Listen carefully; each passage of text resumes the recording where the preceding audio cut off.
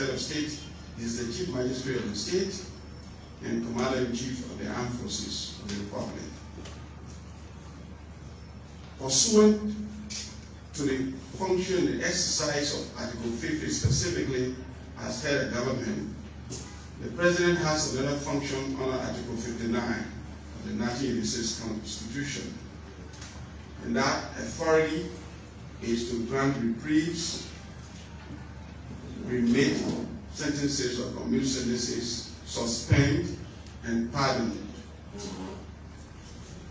The president has, pursuant to Article 59, pardoned 500 persons and suspended the 2-year prison sentence of Mr. Brownie J. Samukai.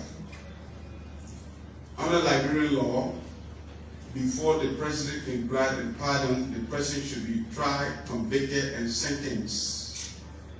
Once the person is sentenced, then that authority of the enforcement of the judgment falls within the province of the executive branch of government. It is then and only then that the president will grant a reprieve, pardon, or order a suspension of sentence.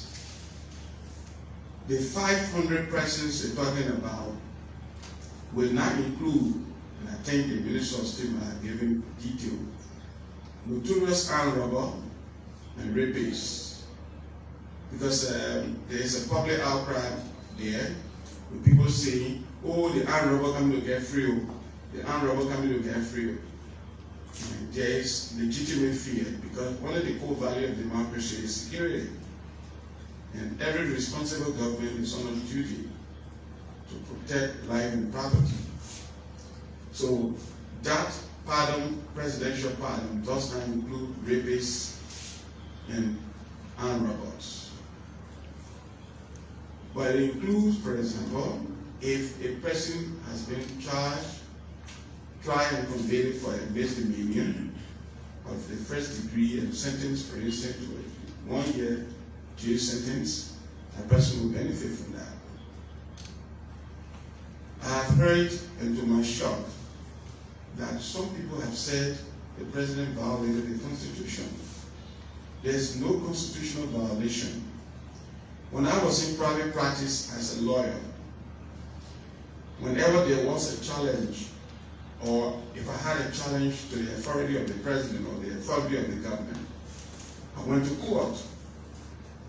It was through my personal initiative that Article 52C of the 1986 Constitution that talks about the 10-year residency clause was interpreted by the Supreme Court of Liberia, and the Supreme Court set a benchmark that for any Liberian citizen to become president, you have to stay in the country for 10 consecutive years. In 2014, when the question arose as to whether or not in the absence or if for some instance there is a due election, and in the face of the due election there is a force majeure, and that election is not held on the date schedule, who has the final authority to determine the new date of election? The question was, the election commission should do it, they should do it. The president of the republic at the time, Madam Ellen Johnson, said the election commission to do it. I openly challenged her that she had no such authority, that the election commission had no such authority, and to do so, the venerable Edwin Martin, who is now the chairman of the Liberian Anti-Corruption Commission, became a plaintiff, and I became a lawyer. And we challenged the president's decision before the Supreme Court. It is through that decision that today, when there is a stalemate in the election, that the decision to determine the new date of the election will be done by the legislature. It was my doing. I'm saying this to say, if anybody believes that the president acted outside the pale of his constitutional power, the president is at liberty to challenge that through the Supreme Court, which is the normal thing to do. Strangely, however, in our days, when we challenge the government at that time issued a statement or issued a writ of arrest for treason. How can somebody who sued their own government be held accountable for treason?